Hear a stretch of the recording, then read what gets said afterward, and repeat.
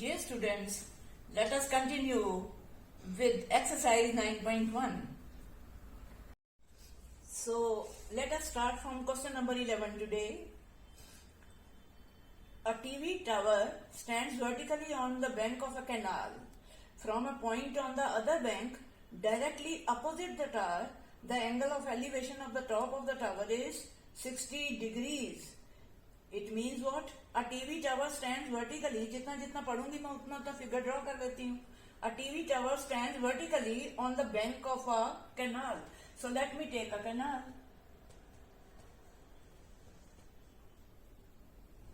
No, the figure I think it is given here, and I will give the names as given in the book. Okay, it will be better rather. It is C, it is B,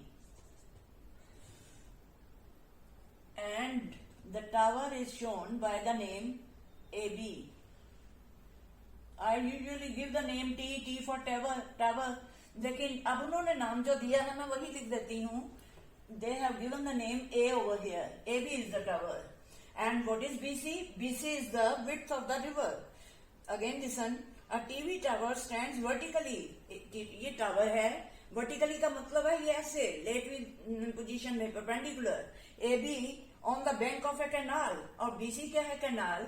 canal का एक bank है, एक किनारा है B. तो B पे ये vertically ऐसे stand कर रही है. क्या stand कर रही है? TV tower. On the bank directly opposite to the tower, tower के बिल्कुल opposite, the angle of elevation of the top of a tower is 60 degrees. A TV tower stands vertically on the bank of a canal. canal के एक bank पे TV tower है. From a point on the other bank directly opposite to the tower, the angle of elevation of the top of the tower is 60 degrees. From a point, एक point पर, चलो हम यही point ले लेते हैं. इस पॉइंट से ये एंगल जो बन रहा है with the top of the tower,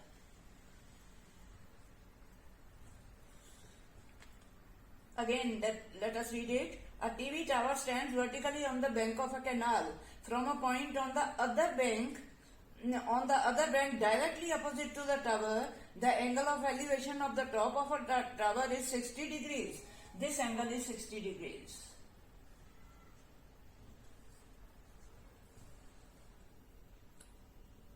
और ये C से D की ओर एक लाइन है.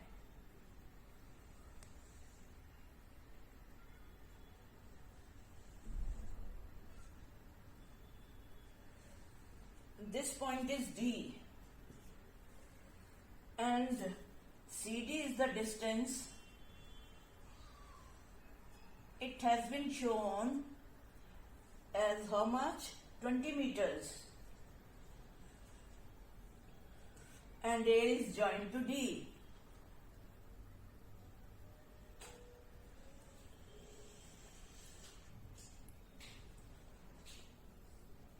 And here the angle given is 30 degrees, has a measure of 30 degrees. Again, let me read out the statement. A TV tower उन्होंने कौन सी बना दी? मैं T लिखा करती हूँ कि जल्दी पता लग जाता है. T stand for tower. उन्होंने फिगर में जो नेम्स दिए हैं मैंने वही दे दिए. AB is the tower and it stands, a TV tower stands vertically on the bank of a canal. ये बैंक है कैनाल का. कैनाल कौन सी है? BC. तो from a point on the other bank directly opposite to the tower, ये एक point है, टावर के बिल्कुल सामने है. The angle of elevation of the top of the tower is 60 degrees. तो ये एक पॉइंट है, यहाँ से 60 का angle top of the tower के साथ बन रहा है. और from N other point 20 metre away, इस C पॉइंट से 20 मीटर अवे एक पॉइंट है, उसका नाम है D. तो वहां से ये angle top of the tower के साथ बन रहा है 30 डिग्रीज का angle. From the point 20 metre away from the point on the line joining this point to the foot of the tower, ये फुट ऑफ द टावर से ये line जा रही है सीधी. तो वहां से ये angle top of the tower के साथ कितने का बना रहा है? 30 degrees. Find the height of the tower. हमें हाइट ऑफ द टावर निकालनी है. It means we have to find AB. So let me write here X. ये मैंने AB को X मान लिया. ये what is X? Height of the tower. Find the height of the tower and the width of the canal. Width of the canal BC, ये भी हमने निकालनी है. दो आंसर्स निकालने हैं इस क्वेश्चन में। एक तो height of the tower A B, जिसको मैं एक्स मान रही हूं, और एक width of the canal B C, वो भी हमने निकालना, मैंने क्वेश्चन मार्क डाल दिया। सो ये फिगर ड्रॉ कर दिया, अब आप इसको सॉल्व कर सकते हैं। मेरा ख्याल है अब तो ये टाइम आ जाना चाहिए जबकि आप भी खुद भी इसे सॉल्व कर सकें। आप बताइए, एक तो हर एक ट्रायंगल में कुछ फाइंड करने के लिए कम से कम एक साइड हो और एक एंगल हो, तो हम फाइंड कर सकते हैं। तो मैंने यहाँ पर कोई साइड नहीं थी इस ट्रायंगल में, मैंने मान लिया ये एक्स है, एक्स के टर्म्स में मेरा आंसर आता जाएगा, फाइंड कर लेंगे। सो बताओ कौन सी राइट ट्रायंगल है? A B C, B is the right angle, A B tower खड़ी है ना सीधी, तो बताइए ये राइट एंगल बन गया। तो ये तो सारे क्वेश्चन जो होते हैं ट्रिग्नोमेट्री के राइट एंगल ट्रायंगल से ही कनेक्टेड है, मैंने आपको बताया था।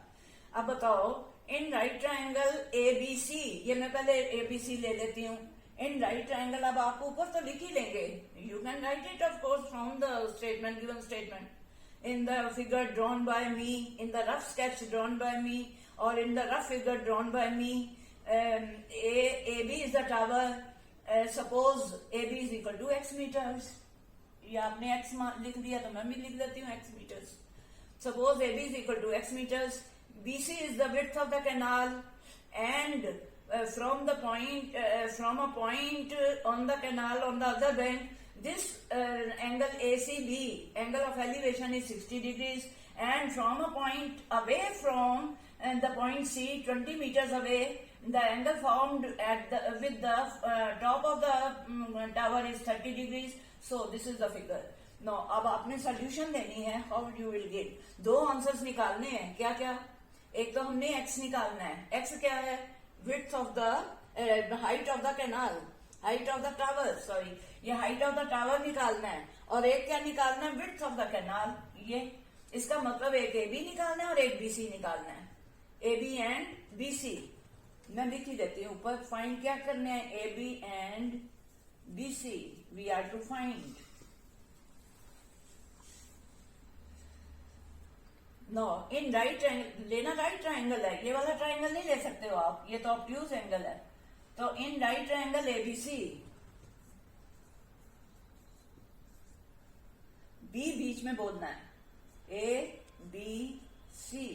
मैंने कहा था जहां राइट एंगल होता है वो बीच में आना चाहिए point. You can write ABC और सी बी ए, लेकिन एबीसी ठीक है, ए शुरू में आती है तो सी बी ए क्यों कहें?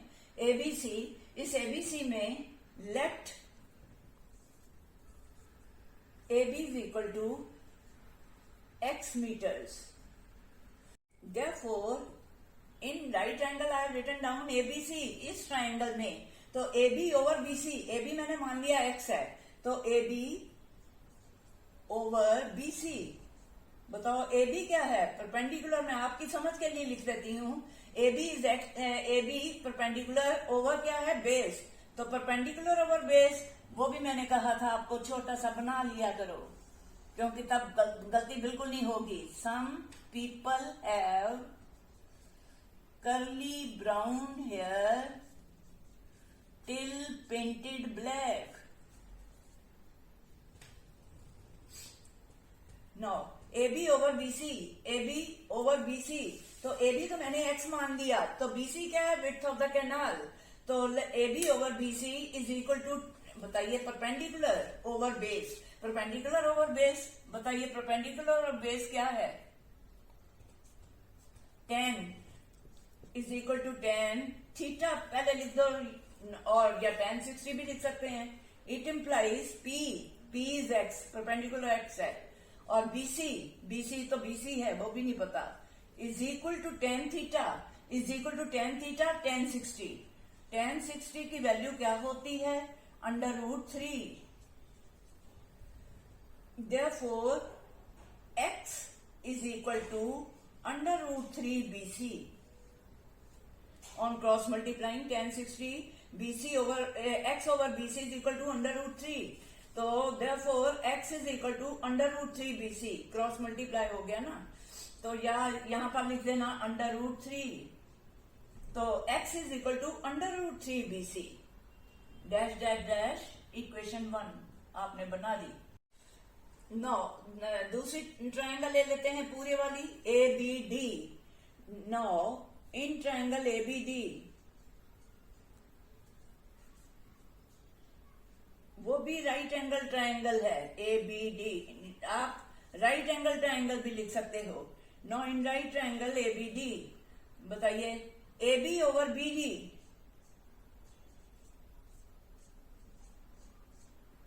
AB परपेंडिकुलर ओवर बेस, फिर वही बना P over B is equal to tan of how much, this angle is 30, पूरी ट्राइंगल में tan 30।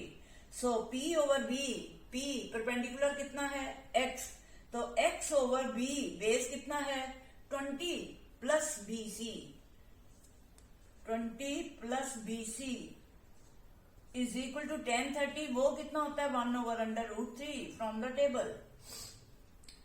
नाउ देयरफॉर या इट इंप्लाइज, आप इसके नीचे लिखेंगे अंडर रूट 3x, ये मैंने क्या कर दिया क्रॉस मल्टीप्लाई, अब x में वो अंडर रूट का साइन नहीं आना चाहिए, अंडर रूट सिर्फ 3 में है, under root 3x is equal to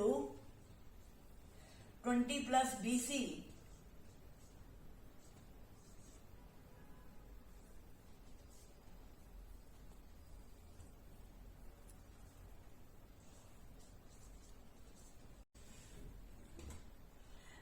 know under root 3x is equal to 20 plus BC।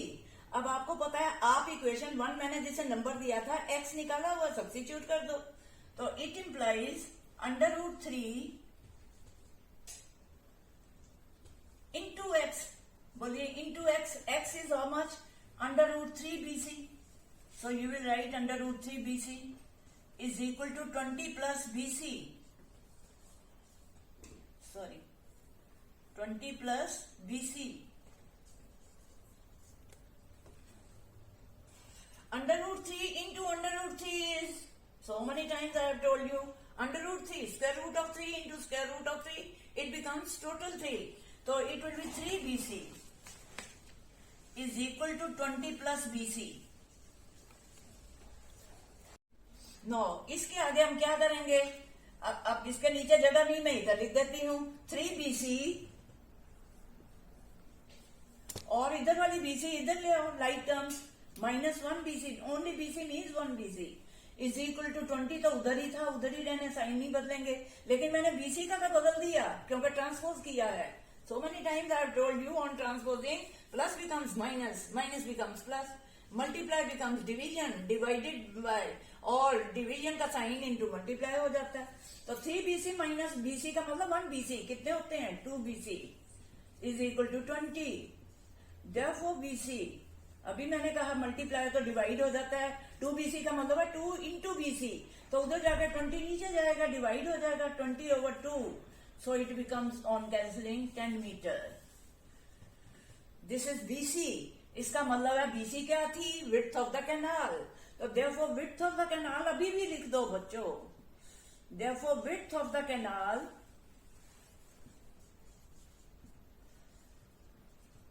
Is equal to 10 metres.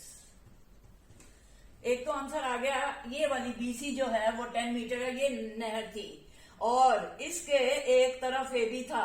अब बताइए ये AB क्या था, मैंने आपको बताया हुआ है कि मैं अपनी समझ के लिए क्या क्या करा करती हूँ कि मैं उनका लिख देती हूँ, टावर हो तो T लिख देते हैं, और इसने कहा था कि इसके ऊपर क्या खड़ी है, टावर ही खड़ी है, और उसने नाम टावर का AB दिया हुआ है, तो अब हमने AB निकालना है।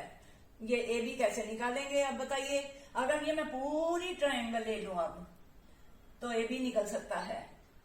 BC, अभी आपके पास BC आ गई 10 मीटर, ये बताओ 10 मीटर है ये वाला, BC ओनली 10 मीटर, तो X ओवर BC अगर ले लोगे तो आपके पास क्या आ जाएगा, X ओवर BC, चाहे आप इसमें से भी BC निकाल सकते हो, और अगर ये पूरी ट्रायंगल लोगे तो वो आपके पास DC प्लस BC आ जाएगा, तो उसमें से DC हमने निकाला दिया हुआ है 20, तो बताइए ये पूरी लाइन कितनी हो जाएगी, X BC आपने निकाल दी है, कितनी निकाली है BC इज इक्वल टू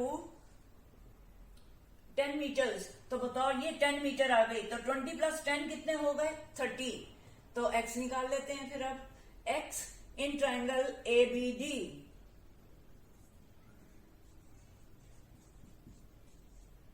भी राइट एंगल ट्राइंगल है, A B over B D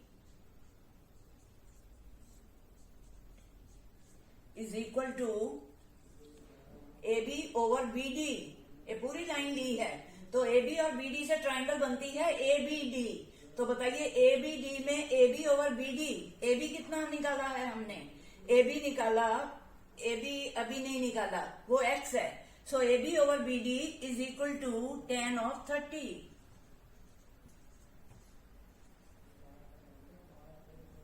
tan 30, ये पूरे में ये 30 का एंगल है ना, तो A B over B D is equal to perpendicular over base, तो वो tan की रेशियो होती है इज इक्वल टू tan 30। तो ए बी कितना है x, वो अभी हमारा निकला नहीं है, तो A B over B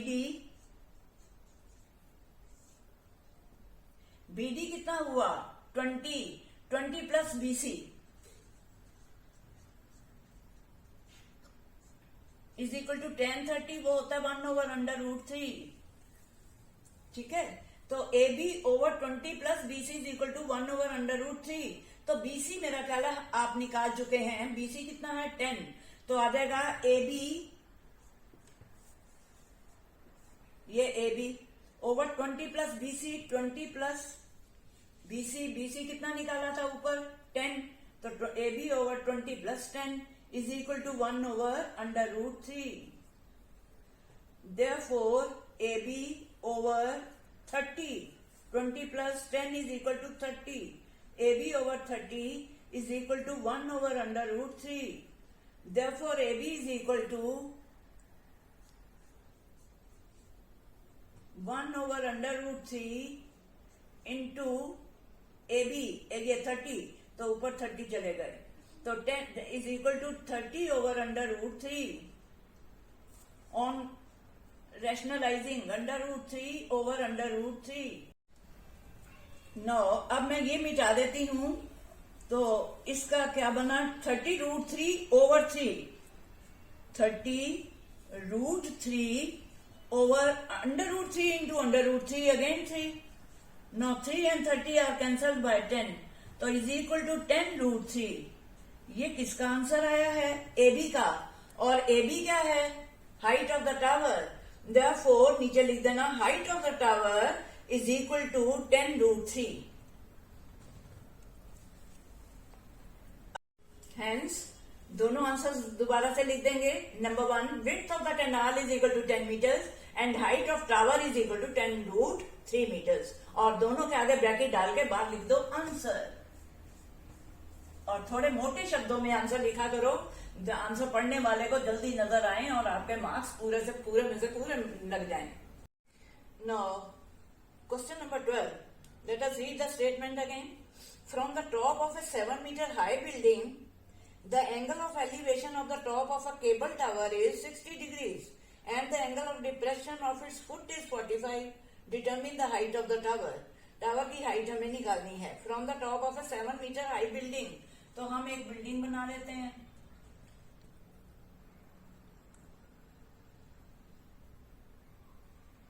B stand for building, तो ए बी मैं बिल्डिंग कह देती हूँ। From the top of a 7 metre high, its height is 7 metre, ये बिल्डिंग है।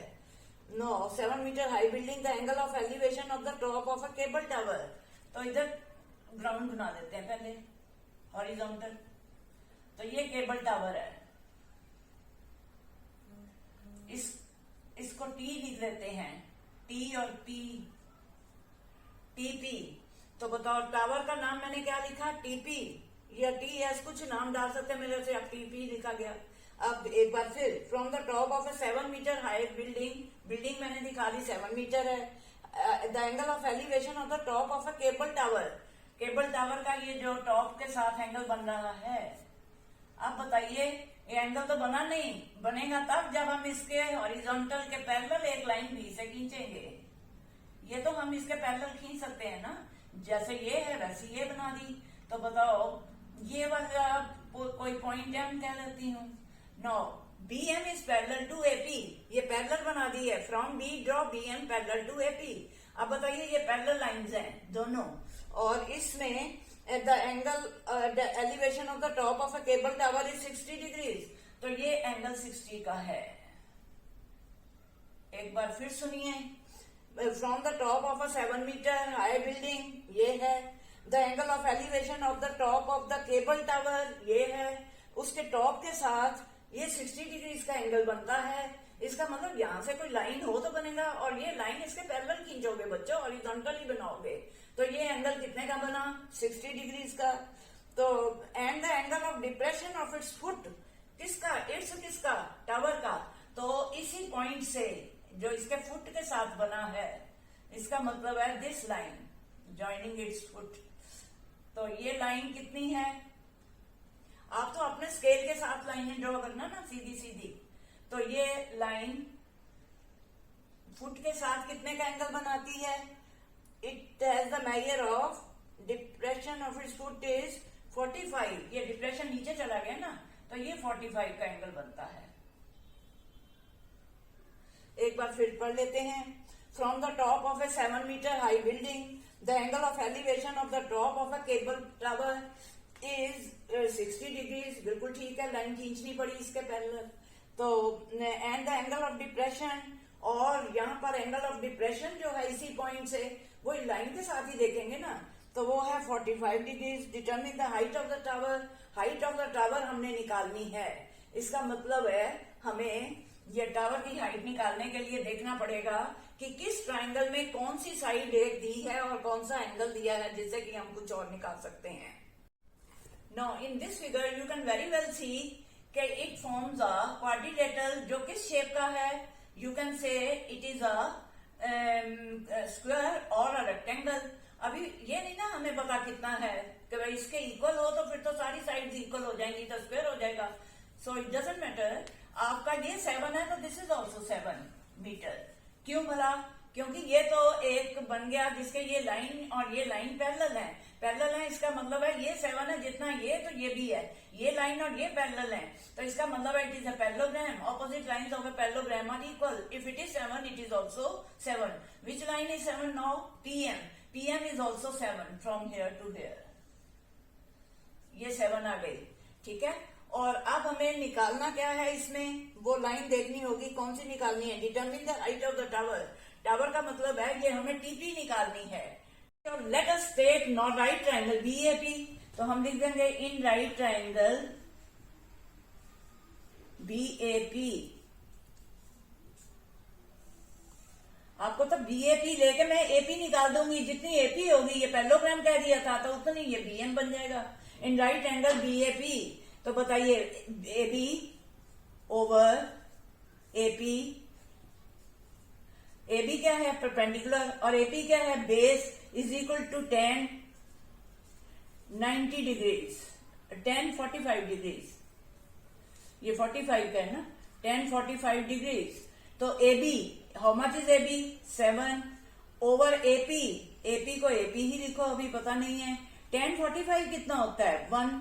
तो therefore on cross multiplying AP into 1 will be AP is equal to 7 centimeter।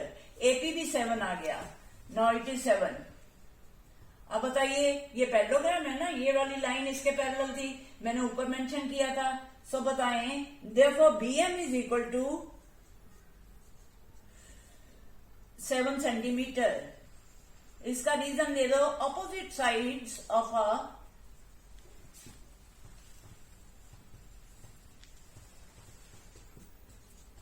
Parallelogram are equal. ये इसका reason है, because opposite sides of a parallelogram are equal. तो मैंने कौन सी कह दी, BM। BM कितनी बना दी, 7। अब बताओ, ये ट्रायंगल लेकर TM निकाल सकते हो। Now in right triangle TMB, now in right triangle कौन सी नाम है, TMB।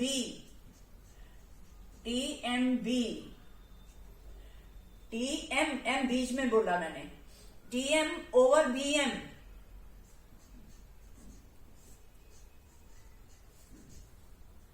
TM perpendicular over base is equal to perpendicular over base 10 कितने का 10 ऑफ 60 डिग्रीज। तो BM कितना है, BM अभी निकाला था आपने, दैट इज 7। तो 7 ओवर TM कितना है, TM नहीं पता, TM ओवर BM कितना निकला था अभी, BM था 7 इज इक्वल टू 1060, वो कितना होता है, √3। Therefore TM is equal to, on cross multiplying, 7 √3 metre हो तो मीटर, सेंटीमीटर हो तो सेंटीमीटर। TM भी निकलाया और MP 7 था तो TP पूरा निकलाएगा। Therefore TP is equal to TM plus PM, show कर दो वहां पर प्लस PM, और जल्दी जल्दी लिखते जाया करो। TP is equal to, TP निकालना है ना, that is height of the T क्या है, टावर। तो TM कितना निकाला था अभी, TM is equal to 7√3 plus PM कितना है 7, और साथ में क्या लिख दो, मीटर। तो इनमें कॉमन क्या निकला, 7 √3 प्लस 7 को 7 से डिवाइड 1 मीटर। तो ये TP आ गया। TP का मतलब है height of the tower. Hence height of the tower is equal to, determine the height of the tower. Hence height of the tower is equal to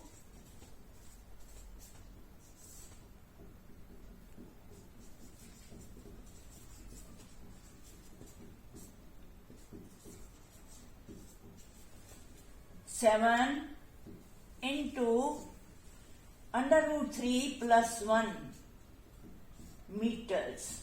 answer, ये answer है। Now question number 13. As observed from the top of a 75-meter high lighthouse from the sea level दिखानी है हमें। ऐसे करते हैं, एक line बना लेते हैं। ये सी लेवल है, नीचे पानी है।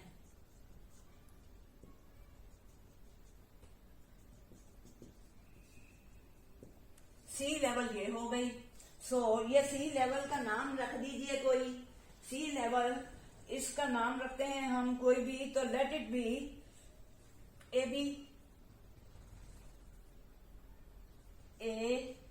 AB। As observed from the top of a 75-meter high lighthouse from the sea level। अब इसके ऊपर A पॉइंट से एक बना देते हैं लाइट हाउस।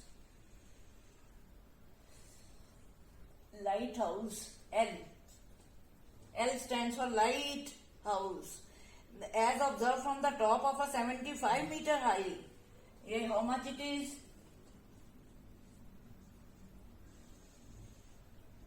लाइट हाउस कितना ऊंचा है, 75 metres. You will have to show बच्चों, 75 metres. As observed from the top of a 75 meter high lighthouse from the sea level। ये सी लेवल है, नीचे पानी है, मैंने दिखा दिया, ये सी लेवल हो गई। उससे 75 मीटर ऊपर एक लाइट हाउस है, मैंने L लिख दिया लाइट हाउस के लिए। तो the angle of depression of 2 ships, 2 ships हैं, R30 and 45। तो एंगल ऑफ डिप्रेशन बनाना है तो इसके पैरेलल हमें एक लाइन खींचनी पड़ेगी ना। एंगल ऑफ डिप्रेशन बनाना है तो हॉरिजॉन्टल तो बनाना पड़ेगा। डिप्रेशन और एलिवेशन के एंगल हमेशा हॉरिजॉन्टल के साथ बनते हैं। ये लाइन मैंने खींच दी। तो यहाँ पर the angle of sea level, the angles of depression of 2 ships are 30 and 45। ऐसे करते हैं, ये थोड़ी मैं बढ़ा देती हूँ लाइन, सी लेवल थोड़ी लंबी कर दी। अब बताएं, यहाँ पर 2 शिप्स हैं, एक का नाम लिख देती हूँ S1 और एक का नाम लिख देती हूँ S2। S stands for ship number 1 and ship number 2। अब again let us read। As observed from the top of a 75-meter high lighthouse from the sea level, the angle of depression नीचे को बनाने हैं, कहां से, top of the from the top of a sea level, the angle of depression of 2 ships are 30 and 45। इसका मतलब है एक तो L को मिला दो S1 से और एक L को मिला दो S2 से, ये 2 एंगल बन गए। तो इसमें कहता है इफ आर 30 एंड 45, एक 30 का एंगल है जो दूर बना वो 30 का छोटा, और जो पास बनेगा ये 45। इसका मतलब डिप्रेशन के एंगल उन्होंने दिए होंगे, एंगल ऑफ डिप्रेशन। इसका मतलब ये एंगल ऑफ डिप्रेशन यहां दिखाने पड़ेंगे। तो बताइए बच्चों, ये दो एंगल हैं, एक है ये और एक है ये वाला जो एंगल है वो एक शिप के साथ है, और ये वाला एंगल जो है वो दूसरे शिप के साथ है। तो एक 30 का है और एक 45। बताओ 30 का तो छोटा होगा ना, तो 30 फिर अंदर लिख दो, इसके ऊपर 30 डिग्रीज, ये एंगल 30 का है, और ये पूरा एंगल जो है वो कितने का है, 45 डिग्रीज। अब बताइए ये लाइन और ये लाइन क्या हो गई, सी लेवल और ये लाइट हाउस है जो लाइन खींची पैरेलल हो गई। ये 30 है तो ये भी कितने का हो गया 30, ये 45 है तो ये भी कितने का हो गया 45, because alternate angles on the parallel lines are equal. अब हमें ये कितना दिया हुआ है 75, और पूछा क्या गया है one ship is exactly behind the other, exactly behind the other ले लिए मैंने दोनों सी लेवल पर, तो behind the other on the same side of the light house, light house के दोनों शिप जो हैं उस मैंने दोनों ले लिए, एक ही साइड पे लिए हैं। Find the distance between the two ships, हमें S1 S2 निकालनी है, ये डिस्टेंस निकालनी है। S1 length of S1 S2, this is what we are to find the distance between the two ships, find the distance between the two ships, ने इनकी दोनों की डिस्टेंस निकालो। अब आप क्या करोगे बच्चों, सोचा करो, जिसमें मैंने आपको कहा था एक लाइन हो और एक एंगल हो तो दूसरी लाइन निकल सकती है, ठीक है। ये कितना है 75, और ये हम निकाल सकते हैं। फिर इस पूरे में ये कितना है 75, और ये पूरी भी हम निकाल सकते हैं। तो इस पूरी में से ये वाली क्या कर दूंगी माइनस, तो S1 S2 आ जाएगा, and this is answer we are to find for. तो वो निकला है, ठीक है। अब मैंने तो बोल दिया निकला है, लेकिन आप भी निकालो ना, तो फिर मैं ही निकाल दूं, आपकी हेल्प कर दूं, लेकिन आप इसे बार बार करके देखोगे। Practice makes a man perfect, so many times I have told you. Now एक बार फिर सुनिए, एक लाइट हाउस है ये वाला, और उस वहां से लाइन क्यों खींचनी पड़ी हॉरिजॉन्टल के पैरेलल, वो इसलिए कि हॉरिजॉन्टल लाइन होगी तो एंगल ऑफ एलिवेशन और एंगल ऑफ डिप्रेशन पता लगते हैं। तो अब बताइए ये वाला एक पॉइंट के साथ एक दो शिप्स हैं ऑन द सेम साइड, तो सी लेवल पर एक एंगल S1 है शिप और एक दूसरा शिप है S2, मैंने नाम लिख दिए, और LAL क्या है लाइट हाउस। और बताइए ये छोटा एंगल 30 का हो गया, तो ये भी 30 का हो गया, ऑल्टरनेट एंगल्स आर इक्वल। ये है 45 इस लाइन और इस लाइन के बीच में, तो ये भी कितना हो गया 45। तो हमें निकालना क्या है S2 S1, ये डिस्टेंस निकालनी है। तो आप बताइए, सबसे पहले मैं ये ले लेती हूँ, बताओ ये कौन सा ट्राइंगल है, इन राइट ट्राइंगल LAS, या क्या कह सकते हो LAS1 या S1AL, लेकिन LAS1 ही लिख दो इन ट्राइंगल। और मैं तो सिर्फ वो लिखूंगी ना, आप जो दिया हुआ है वो तो you can write it now, जो मैंने जुबानी बोला। अब बताओ इन राइट ट्राइंगल कौन सी राइट ट्राइंगल है, LAS1, LAS1, ए बीच में LAS1, AL over AS1, AL क्या है परपेंडिकुलर, ओवर क्या है बेस, ये बेस हो गया, ये परपेंडिकुलर हो गया, is equal to P over B। ये मैंने आपको पहले भी कहा था कि वो रफ काम में जरूर लिखा करो। मैं क्यों लिख रही हूं, क्योंकि आपको पता लग जाए। तो बताएं, some people have curly brown hair till painted black, इससे ना गलती कोई नहीं होती। इक्वल इक्वल्स के साइन डाल दो, ओब्लिक के साइन डाल दो। सो AL कौन सी लाइन है, ये ओवर AS1, इसका मतलब perpendicular over base, perpendicular over base is 10 of which angle, ये आपको इसमें दिया हुआ है 45, जिस ट्राइंगल को मैं ले रही हूँ। कौन सी ट्राइंगल ले रही हूँ, LAS का मतलब मैं ये ट्राइंगल ले रही हूँ, ये वाली। तो बताओ इसमें परपेंडिकुलर कितना है AL, तो इज इक्वल टू एंगल कितने का आया 45, तो 10 और 45। 1045। तो P ओवर B, P कितना है, परपेंडिकुलर कितना है 75 ओवर बेस B, B का मतलब AS1 ही लिख दो बेशक, इज इक्वल टू, उसका लेंथ नहीं ना पता तो मैंने उसका नाम ही लिख दिया AS1 इज इक्वल टू 1045, और कितना होता है जरूर कंसल्ट करना, that is always equal to 1। तो therefore AS1 is equal to, cross multiply हो गया, और 75 इंटू 1, 75 सेंटीमीटर या मीटर, मीटर। AS1 आपने निकाल लिया, ठीक है। और हमने इसमें आंसर क्या निकालना है, ये निकालना है। इसके लिए आप पूरी ट्रायंगल ले लो जिसमें AS2 निकल आएगा। नो इन ट्रायंगल, बताएं what is the name of the, no in triangle what is the name of the full triangle, LAS2, LAS2, समझ आई है। तो यहां से S2 निकालूंगी ना मैं अब, LAS2, बताओ फिर वही क्या, वही AL ओवर AS2, अब तो बेस हमारा AS2 है ना, इज इक्वल टू, इसमें एंगल कितने का है 30 का, ऊपर कितने का था 45, तो मैंने 45, इस ट्रायंगल में एंगल 45 का था, इस पूरे में 30 का, तो मैं 30 लिखूंगी। सो इट इम्प्लाइज, आप इसके नीचे लिखना AL 75 ओवर AS2 तो पता नहीं है, वो हम AS2 ही लिख देंगे, is equal to 1030, that is always 1 over √3।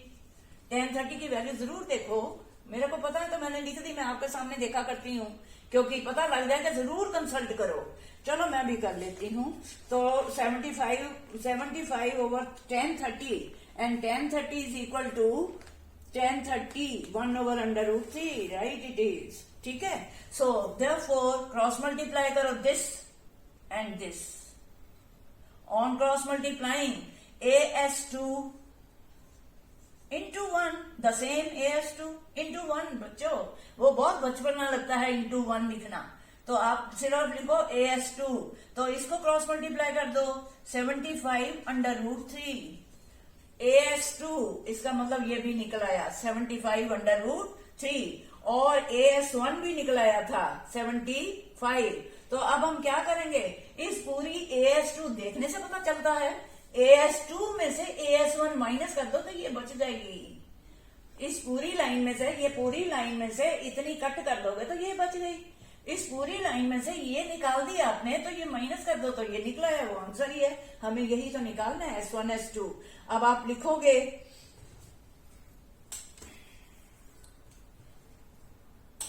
S1 S2 is equal to AS2 minus AS1, AS2 पूरी लाइन माइनस AS1 ये लाइन, ये माइनस कर दोगे तो ये निकलाएगी, यही आंसर निकालना था। तो बताओ AS2 कितना निकाला हुआ है, AS2 अभी निकाला था 75 √3 माइनस AS1 वो भी आपने निकाला था 75, और यूनिट कौन से हैं, मीटर, तो ब्रैकेट में लिख दो, बाहर लिखो, ये ब्रैकेट में रख के मीटर, इसका मतलब these are also the meters and these are also the meters. So what do you find common here 75, तो inside the bracket you will write √3, और इसको भी 75 से डिवाइड करूंगी तो the number divided by the same number is 1 under ये, तो हमें ये क्या निकलाया S1 S2। S1 S2 क्या है जो उन्होंने पूछा है, वो क्या पूछा है, distance between the two ships. अब आप लिख देना hence distance between the two ships is equal to, so we must write the answer in bold writing, I told you.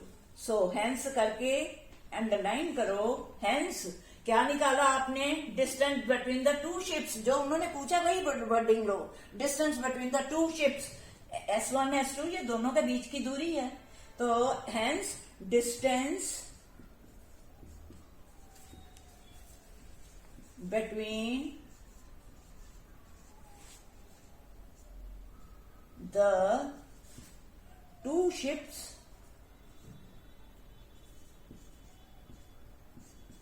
is equal to 75 ये S1 S2 है। 75 चाहे लिख भी देना बच्चों, चलो मैं लिख देती हूं। Distance between the two ships is equal to S1 S2 is equal to, अभी तो निकाला S1 S2, तो वो लिख दो, क्या फर्क पड़ता है। 75 into √3 -1 units are meters and it is the answer. Underline कर दो आंसर।